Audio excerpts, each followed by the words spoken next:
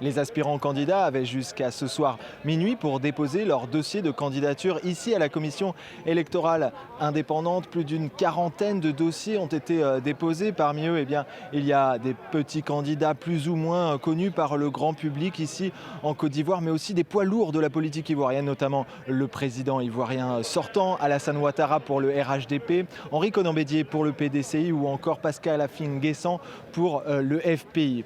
Des dossiers de candidature ont aussi été déposés pour Guillaume Soro, toujours en exil en France, mais aussi Laurent Gbagbo, qui est toujours en liberté conditionnelle en Belgique. Mais pour autant, ces deux hommes ont été retirés des listes électorales, une décision considérée comme injuste par leur entourage.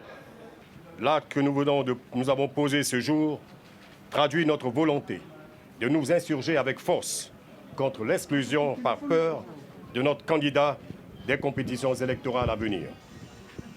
Le Conseil constitutionnel aura la lourde responsabilité devant le peuple ivoirien et devant l'histoire de se prononcer sur la validité et la conformité de cette décision de radiation au regard de la Constitution de notre pays.